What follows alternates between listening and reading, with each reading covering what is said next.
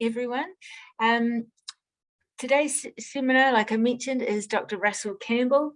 Dr. Campbell is Adjunct Professor of Film at Victoria University Te Herenga Waka here in Wellington. He is a graduate of Victoria and of the University of Wisconsin-Madison, which is where he received his Fulbright Award to go back in 1975. Is that right, Russell? I think that's right. I went to Northwestern in 1975. Northwestern, okay, yeah, all right, we'll get to that.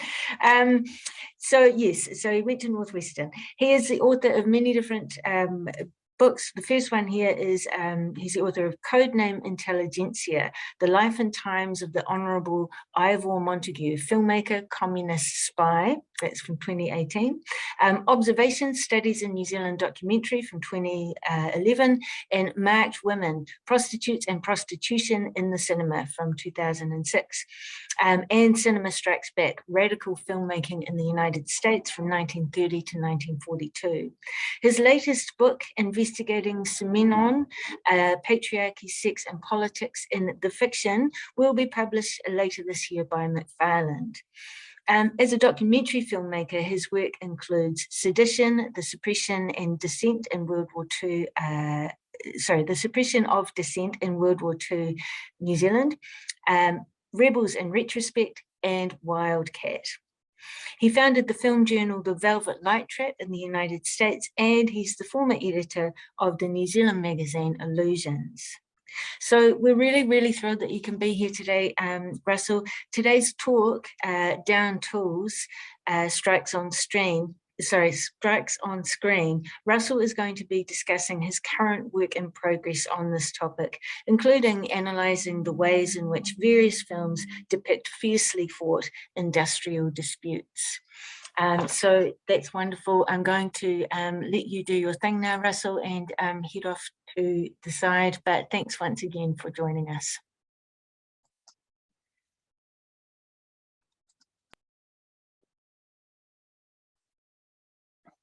Thanks very much, Therese. It's a pleasure to be here, and thank you to Fulbright for hosting this seminar. I want to talk about my current research, which is about the way strikes are represented on screen, both in fiction and in documentary, and in the cinema and on television. But I thought we'd kick it off by looking at a rather charming audiovisual evocation of a strike by clockmakers in New York in 1910.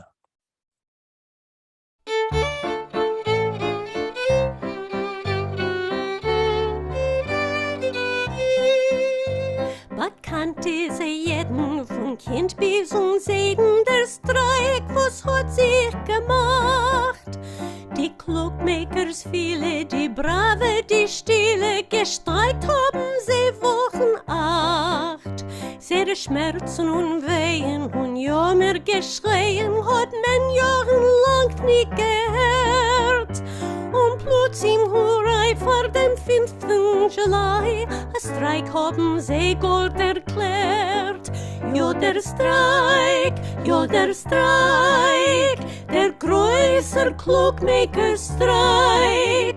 Gekost viel Geld hat jeder Balleboss, am Ende geblieben sind sie mit der Nuss. Ja, der Streik, gedauert hat 8 Wochen Zeit. Die Bosses Association hat gekriegen Vacation, ja, durch den Clockmaker-Streik. Gekämpft hat jeder von Kleingröß Geseder, wie Riesen sich alle gestellt.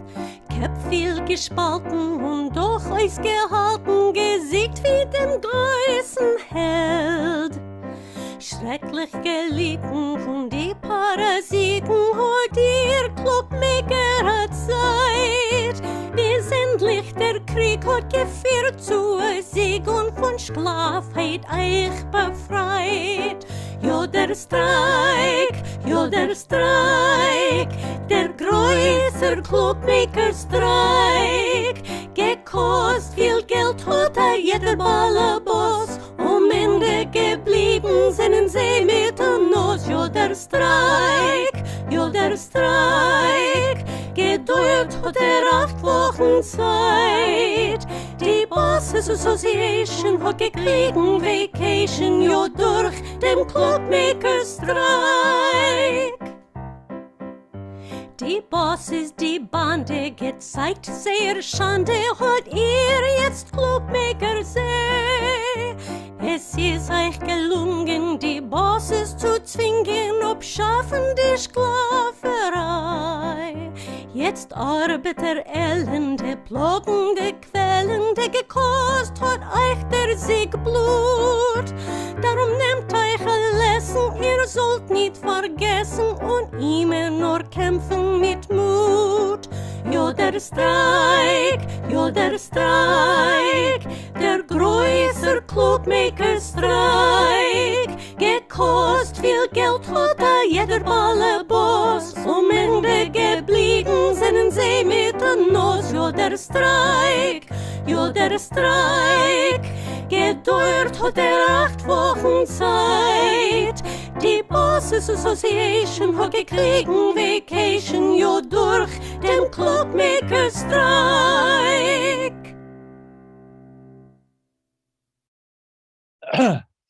Yeah, I was excited by this subject because the strike's a moment at which power relationships in the workplace are thrown into stark relief.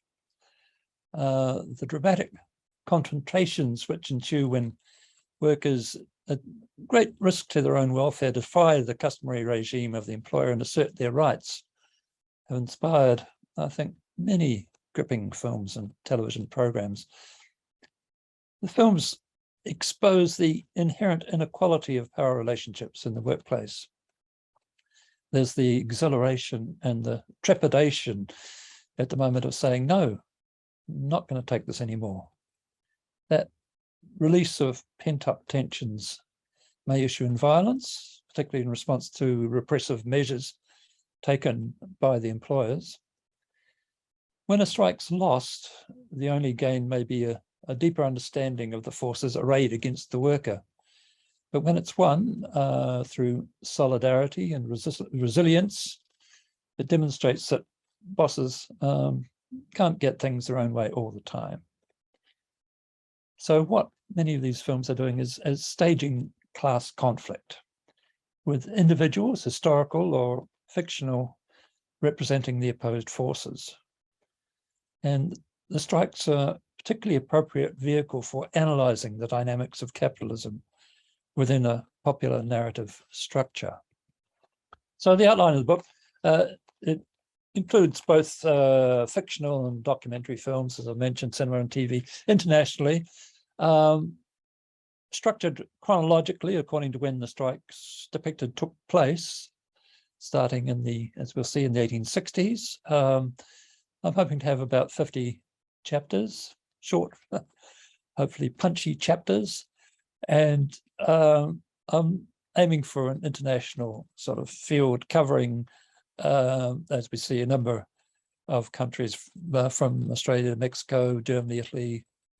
New Zealand gets a couple of chapters, but most of all, it's, as you might expect, it covers the United States. There are many chapters devoted to the United States because there are many, many films about strikes which came out from the United States. In this talk, I'll be giving you a sampling of some of the chapters that I've written so far. I'm about halfway through so far. I've got to the 1960s, so I've covered about 100 years so far, and I've got another 80 or so years to go. So the first chapter is Fusillade. It deals with a strike at a coal mine in northern France in the 1860s, as depicted in Zola's novel Germinal, and the film version, which I concentrate on, is that by Claude Berry from 1993, which was a high budget version starring Gerard Depardieu. The Zola's novel was based on quite a bit of research he did, and particularly into 2 strikes which occurred in mines in southern France in 1869. But he in his novel, relocated the action to a fictional mining town in the north of France. The film is in fact quite faithful to the book, and it's filmed in the region where the novel is set. The setup, the film graphically depicts the back-breaking, dangerous work in the mine and the diseases which the miners are subject to. The story centers on the Maheu family, plus an outsider, Lantier, who's a socialist militant who boards with them. The film depicts the mine-owning bourgeoisie as a well-off, complacent clique. And the story begins when there's a downturn in the industry and the owners, in response, cut the pay of the workers and the miners go on strike. Their delegation to the management is unsuccessful, and so they go out on strike, and the strike drags on till the point at which the workers are on the brink of starvation. In fact, wages were so low at that time that there was scarcely enough, even when you're in work, to live on. The strikers at one point battle with workers at a nearby mine who refuse to join the strike. And in an outbreak of violence, they set fire to that plant. The owners bring in scabs under military protection, and the soldiers are confronted by a defiant crowd. Missiles fly, there's rocks and lumps of coal which are thrown at the troops, and the troops respond by opening fire. In this fusillade, the only apparent casualty in the film is Maheu, Gerard Depardieu, but Zola was quite explicit. There were 25 wounded, 14 dead, including 3 women and 2 children, and that tally was based on fact. So in the film, and the novel film, the strikers lost, and Lantier, the militant, moves on, mulling on a future when unions and strikes will be permitted, and hopefully maybe more successful. There is Germinal, with its reduction of the number killed in the fusillade from 14 to just 1, downplays the repressive role of the state in industrial conflict. Perhaps reflecting middle-class anxiety, it depicts workers revolting against injustice as a frenzied, violent mob. It takes an extremely pessimistic view of the efficacy of strike action. And in point of fact, this is quite interesting, both the historical struggles on which the story is based were successful. But in vividly portraying abysmal working and living conditions in a 19th century mining village and laying bare the exploitation of employees under a brutal capitalist regime, revealing how lack of solidarity between workers in an industry can weaken a struggle, and exposing the devious maneuvers of employers, and also bringing to life the acute anger and despair of workers driven to strike, whatever the likely outcome, as their only means of rebellion. This film, Berry Germinal, is, I think, a milestone. We'll then move to Italy. Italy was late to industrialize compared with, say, Germany, France, or Britain. When the industrialization did take place, it was in the north in the late 19th century. Accompanying this, there was a labor movement which was inspired by anarchist and socialist ideas.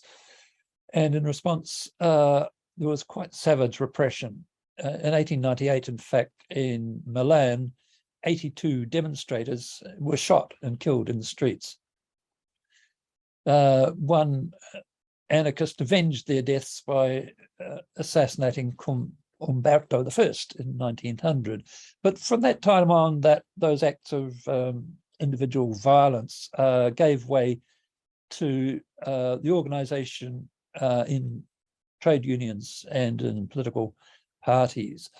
And it became a very powerful labor movement in the early 1900s, both in the cities and, interestingly, in the rural areas in northern and central Italy. I deal with two films in this chapter, I Compagni, or The Organizer, by Mario Monicelli, which is set in Turin in the 1890s, and Metello, a film by Mauro Bolognini, which is set in Florence in 1902, and they're quite different in approach. I Compagni is filmed in deep focus, black and white, and it shows the harsh working and living conditions at a vast cotton mill in Turin in the 1890s. They work a 14-hour day. And the organizer in this case is a militant school teacher who's on the run from the cops for his activist activities from Genoa. Professor Sinigalia is a school teacher, and not the sort of Marxist character you might expect as a union organizer. He's a very gentle and bashful character, but quite effective. The mode of the organizer, surprisingly enough, is comedy. But a strange sort of comedy is strange to us. It's called Commedia all'Italiana. And Monicelli explained that since the very birth of our art and theatre, we've had this type of comedy that's bitter, ironic, perverse, biting, and wicked. So I'm going to show you a clip from The Organizer to show this mode of dealing with industrial conflict and there's something of the nature of Professor Sinigalia.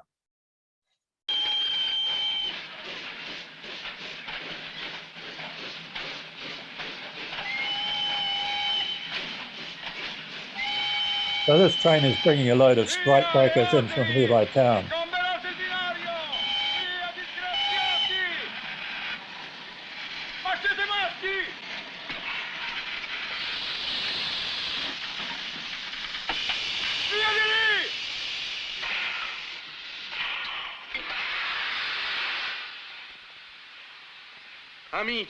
Amici, compagni di Saluzzo, non abbiamo nulla contro di voi. Sentiteci, ascoltateci. Siamo gli operai in sciopero. Chi è quel matto? No, un momento, amici, vi prego. Ascoltatemi prima. Calma, amici. Un momento. Siamo stati costretti a scioperare per difenderci. Per questo tutta questa gente fa sacrifici e fame. La fame l'abbiamo anche noi, se per questo. È un mese che non si batte un chiodo. Sì, lo so, lo capisco. Ed è proprio di questo che i padroni approfittano. Ma non potete aiutarli contro di noi. Cosa dovremmo fare? Voi non lavorate, noi non lavoriamo, crepiamo di fame tutti Ma non sarà sempre... Chi guadagna? Aspettate. macchinista, che questi vogliono bloccarci! Amici, aspettate, dove andate? Aspettate. Ma va fuori le male, predicatur! Amici, no. Ma perché fate così? Oh, ma quanti vi mettete contro uno? Boia del diavolo! Aspettate.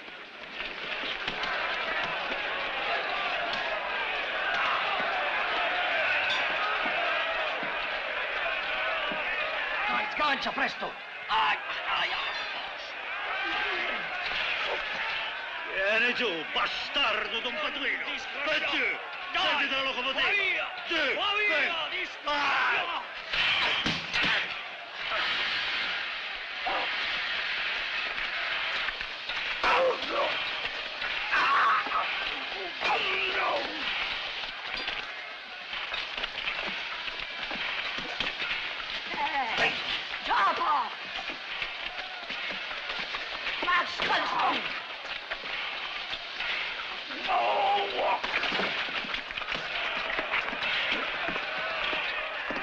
Discutiamo, ragioniamo e parliamone.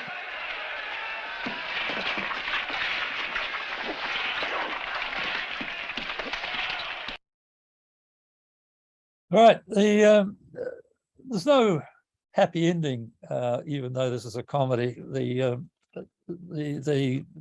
workers go down to an ultimate defeat. But this approach, this commedia all'italiana, allows the strikers' struggle, though ultimately unsuccessful, to come across as buoyant rather than drenched in pathos. And the film's attack on the exploiting capitalists is, I think, that much more piercing.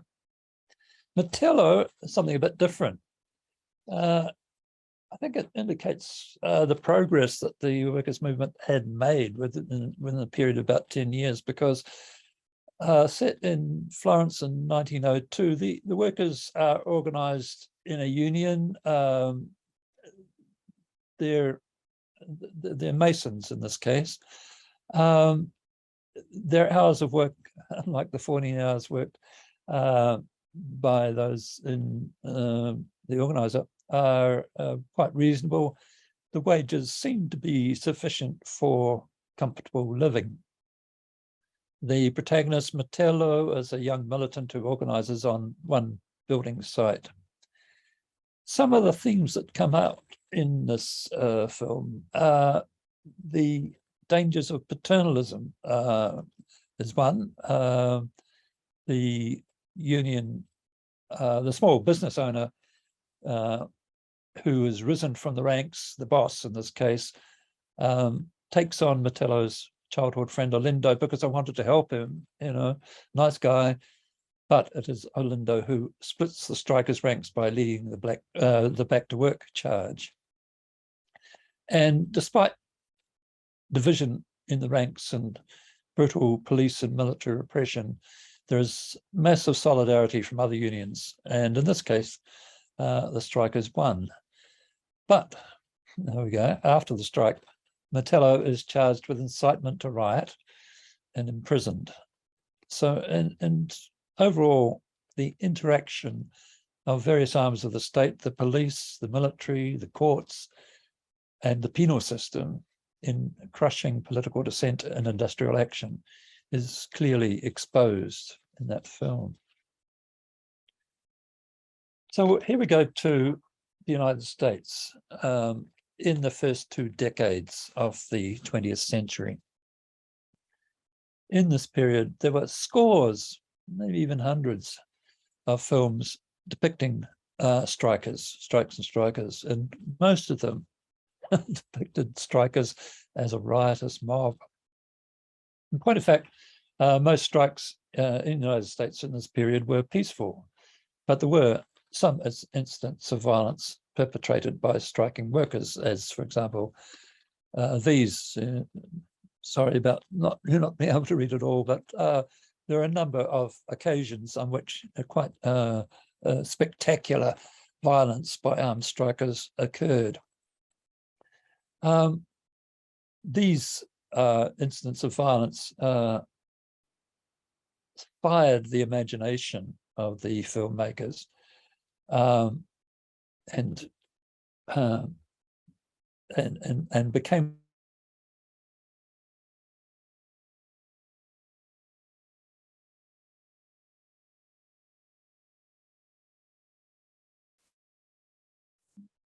we seem to have lost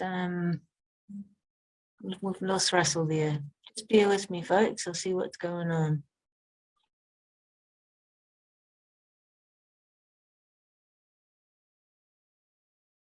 one of the films, an excerpt from one of the films which does survive, called Toil and Tyranny. Now, there's a kind of master narrative that you can construct which links these many films about strikes from the United States in this period. And they nearly all start off by showing the workers having a rough time on account of a negligent or tyrannical boss. So here's Toil and Tyranny, the foreman coming in to see the boss. The boss gives him an instruction.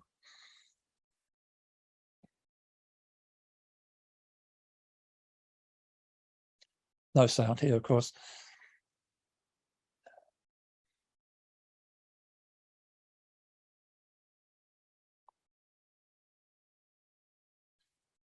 This is not atypical. Films repeatedly pinned the blame for low wages and poor working conditions on the moral failings of the employer. In The Power of Labour, in 1908, the absent owner appoints as his superintendent a man who has by absolutely unscrupulous methods risen to his present position.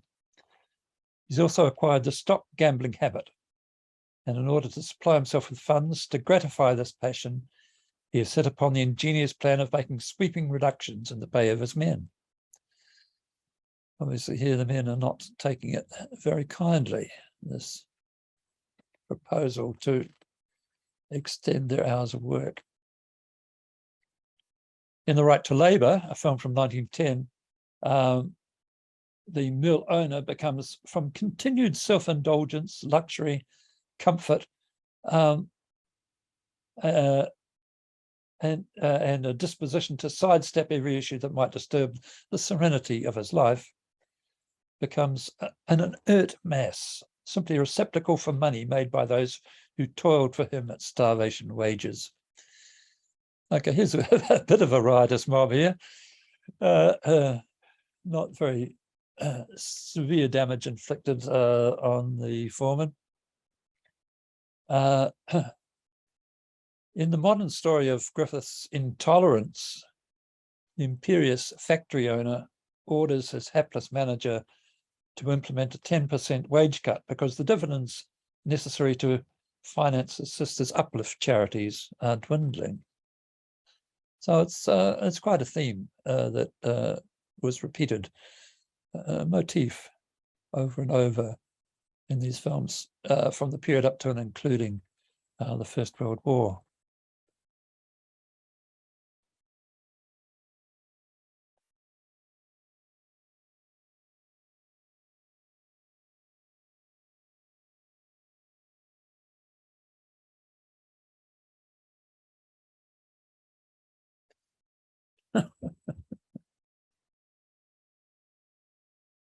There's a troublemaker agitator saying, come on, boys, we'll go out on strike.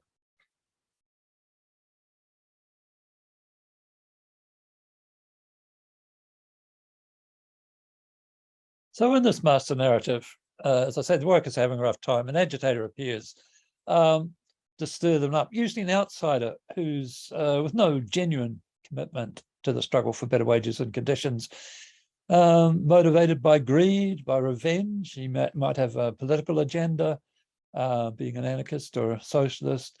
In some cases, he's a gangster, and in films made during the First World War, he could be a German agent. Workers go on strike and immediately resort to acts of violence. Rioting, bombing, arson, sabotage, assault, and kidnapping, they all appear in these films. They blow up a factory in The Better Man and The Strike and The Glorious Adventure. They bomb a mine in Prosecution. They bomb a strikebreaker's house in Hesper of the Mountains, and they dynamite a reservoir in By Right of Possession. So that's the theme. In a number of other films, a bomb plot is thwarted in the nick of time. I showed you a still from Chaplin's comedy Behind the Screen earlier on. Movie stagehands walk off the job for having their afternoon nap rudely interrupted, and immediately they resort to dynamiting the studio. They're likely to be staunch, heroic strikebreakers who rebel against the tactics of the mob. And then an intermediary turns up, usually a spirited young woman who has the interests of the downtrodden workers at heart.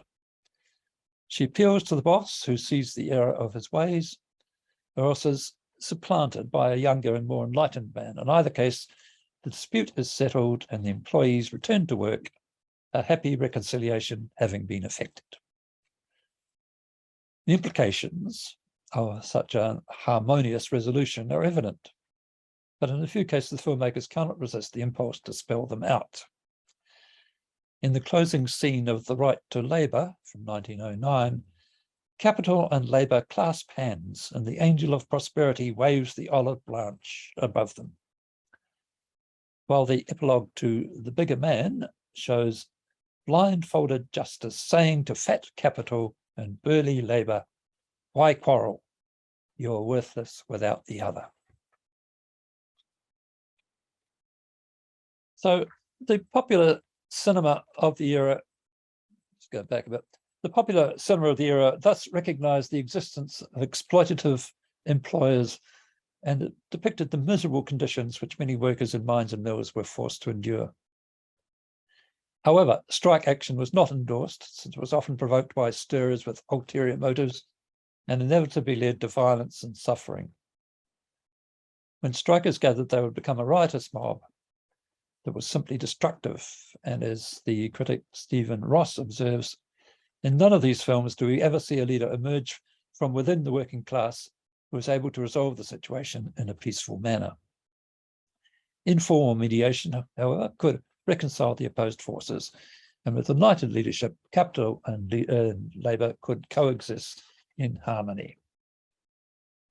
Right, not much harmony in the films from the period after the First World War. At the end of World War I in the United States, there was a great wave of industrial militancy across the whole country. In 1919 particularly, 4 million Americans went on strike that year. In response, the employers and the government cracked down. There was a big Red Scare, and there was the deportation of foreign-born radicals. In this chapter, I concentrate on southern West Virginia, where the coal mine operators were determined to resist the encroachment of the United Mine Workers into their territory. In collusion with corrupt local officials and with hired gun thugs, they targeted grassroots organisers. The miners were not to be cowed, demanding union recognition. When strikes broke out, strikebreakers were shipped in, and employees of the Baldwin Felts Detective Agency were deployed to guard the mines and evict the strikers from their homes. These struggles were depicted in a couple of quite good documentaries, Even the Heavens Weep from 1985, and the much more ambitious The Mine Wars, almost twice as long, from 2016. The tensions exploded in the Matewan massacre of May 1920, a gunfight in which lives were lost on both sides. This is the subject of the film Matewan, a feature film written by and directed by John Sayles from 1987, starring Chris Cooper as Joe Canahan, the union organizer, and James Earl Jones as Fewclothes Johnson, who was actually a historical character, though he was active earlier on prior to the events of 1920.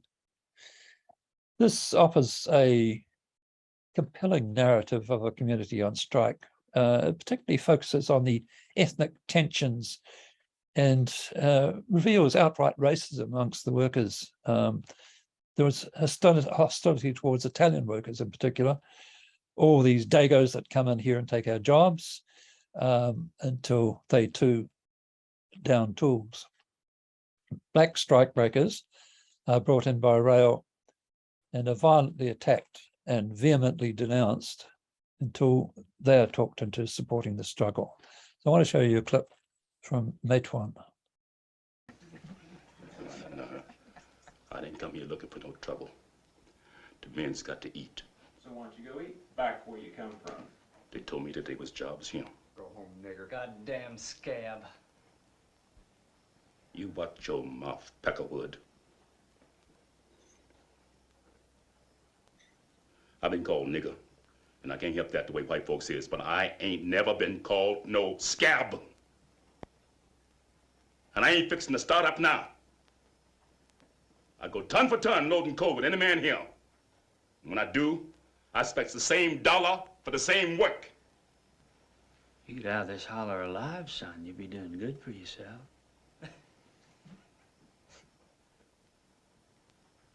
Union men my ass.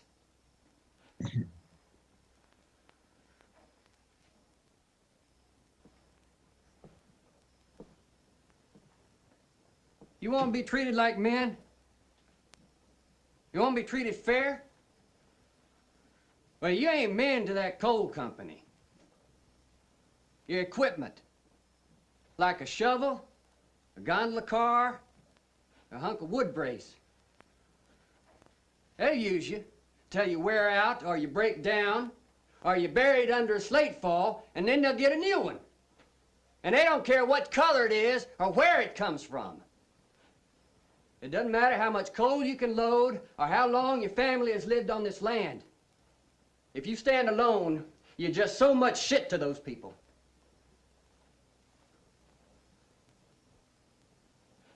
You think this man is your enemy? Huh? This is a worker. Any union keeps this man out ain't a union. It's a goddamn club. Now they got you fighting white against colored, native against foreign, holler against holler. When you know there ain't but two sides of this world, them that work and them that don't. You work, they don't. That's all you got to know about the enemy. You say you got guns.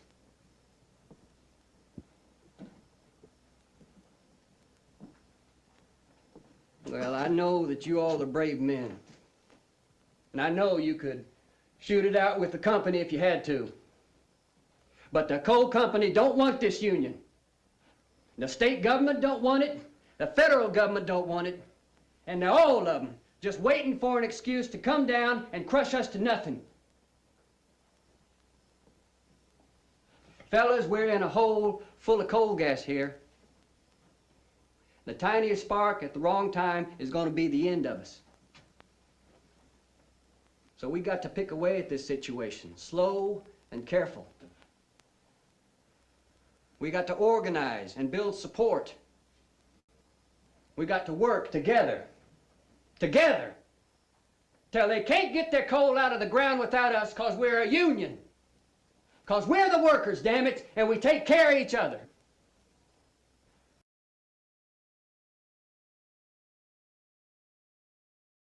Yeah, there's a little romanticizing perhaps, but in a later scene, the film projects an image of prejudices being overcome and harmonious relations forged between the disparate ethnic groups. When an Italian picks out a tune on the mandolin, locals harmonize on fiddle and guitar, and a black striker joins in on harmonica.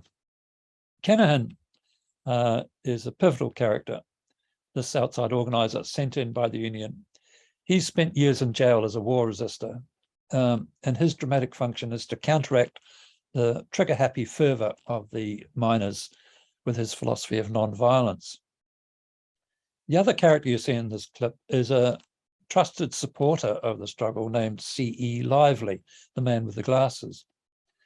This is a historical figure who turns out to be a Baldwin-Felt spy and agent provocateur, and he undermines the struggle. Families are evicted from their homes and carry on their lives in a makeshift tent colony, and they're shot at by gun thugs. And the Matewan massacre itself is recreated fairly accurately as far as we can tell. The Baldwin-Felts agents are ambushed. There's a gunfight, and the mayor, 2 miners, and 7 Baldwin-Felts agents are killed. So Canahan's pleading for non-violence is unavailing, but the film endorses his position. That was the start of the Great Coalfield War, Danny tells us in his concluding voiceover. And us miners took the worst of us, like Joe said we would. So historically, actually, the conflict came to a climax in August and September 1921 in the Battle of Blair Mountain, which was the largest armed uprising since the Civil War. 10,000 miners fought in the mountains 3,000 law enforcement officers and deputies backed by the mine operators, and were only subdued when federal troops were sent in. So the miners and the union were crushed. And now for something totally different. We're shooting ahead to the 1950s, late 1950s, in fact, in Britain. And in this chapter, I deal with two films about fictional strikes in Britain in the late 1950s. I'm All Right, Jack, and The Angry Silence. I'll just have time to talk about one of them, I'm All Right, Jack. There's quite a bit of background to these two films. And I'll go over a bit of it. The coming out of the Second World War, the labour movement was actually held in high esteem by the general public. The leaders of the union movement had close ties with the ministers in the Labour government of 1945 to 51, and the wartime ban on strikes was continued without too much opposition. And there were no official strikes in that period, although there were some wildcat strikes. And this relatively peaceful industrial relations scene continued in the early 1950s, even after the change of government. The Tories came in 1951. There were a few disputes until about 1955, the mid-1950s, when three major strikes occurred in newspaper printing works, on the docks and on the railways. These strikes inconvenienced the public, and there was a lack of liaison and rivalry between the unions, which didn't do anything to please the public. In the late 1950s, there were a record number of stoppages.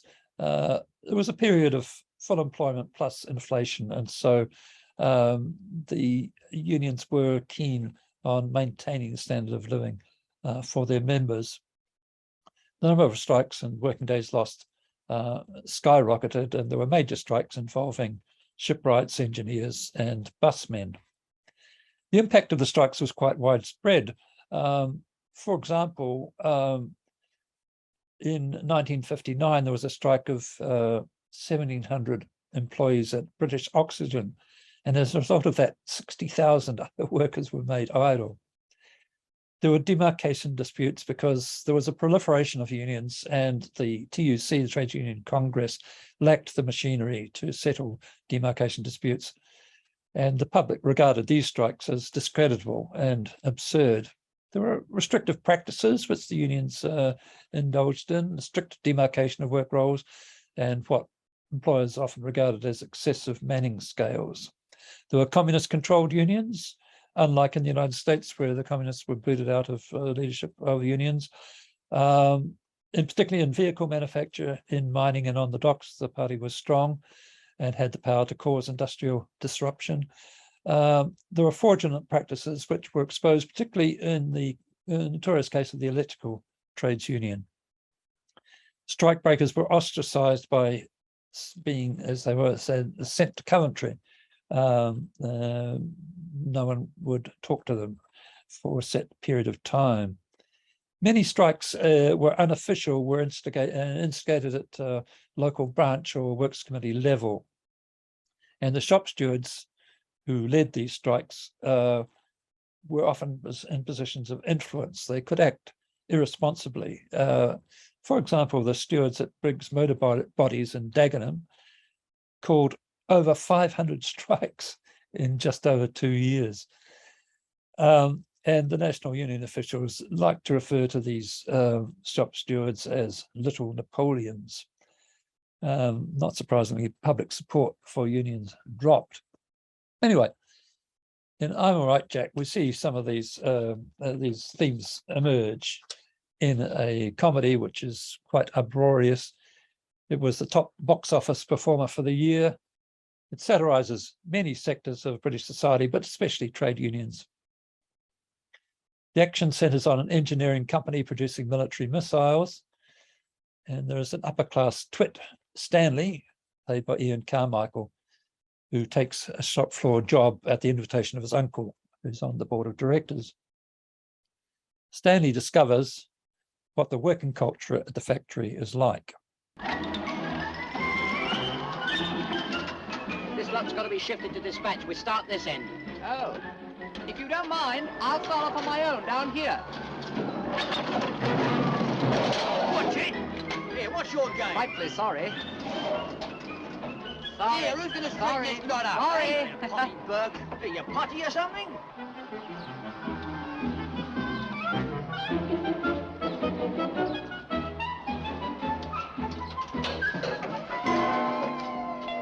Right, page 21. Same me. Good Lord, man, what the hell do you think you're doing? Shut that bleeding door! Go on, get off out of it, will you? I do beg your pardon.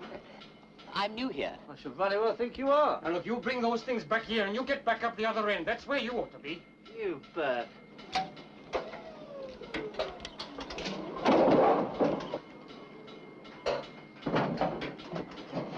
I don't know, they're taking on some proper Charlies nowadays, aren't they? Eh?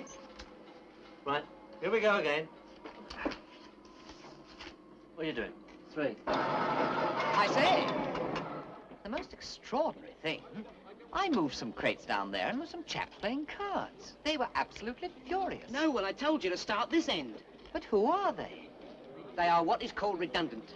The management wanted to sack them, but the works committee said if they did, we'd all come out and strike. So they kept them on as checkers. Ha! But don't you expect them to check anything. Now, come on, get weaving, and only one at a time, mind you.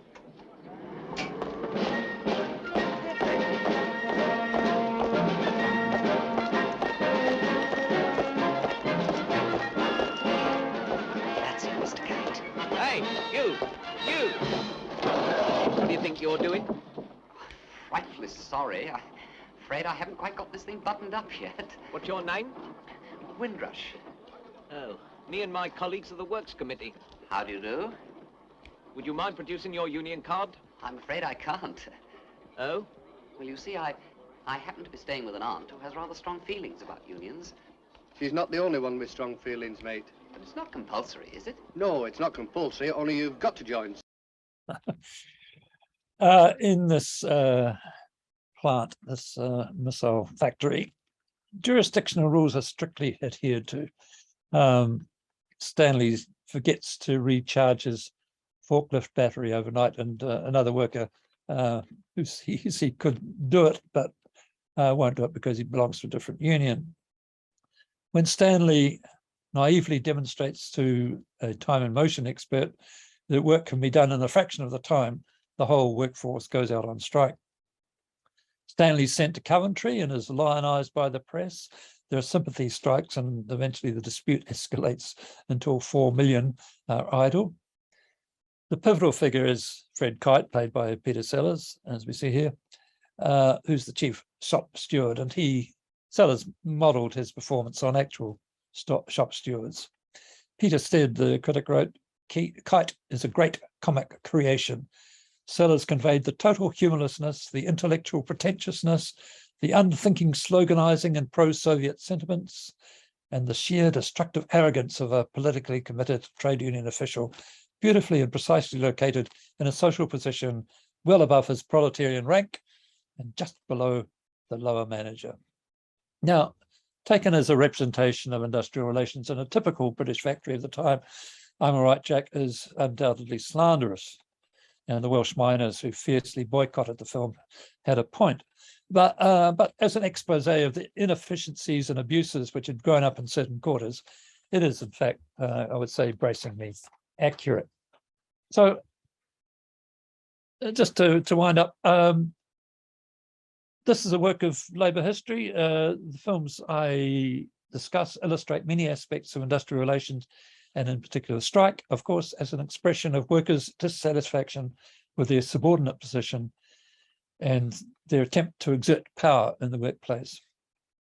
So it's a work in progress. I haven't reached many conclusions yet, but there are many themes emerging, like the inequality, as I mentioned, of power relations in the workplace, the role of the organizer, violence by company thugs, police and the National Guard, violence by strikers, guerrilla tactics employed by strikers, sit-down strikes and occupations, particularly in the mid-30s in France and the United States, inter-union disputes, the support of male strikers by womenfolk, welfare provisions during a strike, the conflict between union officials, the paid officials really versus the rank and file, solidarity with other unions, with political parties, with the general public. Some films deal with general strikes, like in Britain in 1926 and in Belgium in 1960. Many of the films deal with repression by the employers and state authorities, lockouts, evictions, injunctions, the jailing of strikers, and emergency legislation. The strike is seen as a weapon in struggles against autocracy, for example, in Russia prior to the revolution, against imperialism in Mexico, for example, and against racism. But particularly too, the strike has an effect on the individuals who take part in it. It's a galvanizing experience. And during the occupations of factories in France in the summer of 1936, there was a great outpouring of joy and exhilaration as workers took over their workplaces. In a famous article, Simone Weil wrote, "Pure joy, unadulterated joy, joy at entering the factory with the smiling authorization of a worker who guards the entrance, joy at freely passing through these workshops where, when I worked there, everyone felt so alone at their machine, joy at forming groups, chatting, eating together, joy at hearing, instead of the pitiless din of the machines, music, singing, laughter." I'll leave it there. Thanks.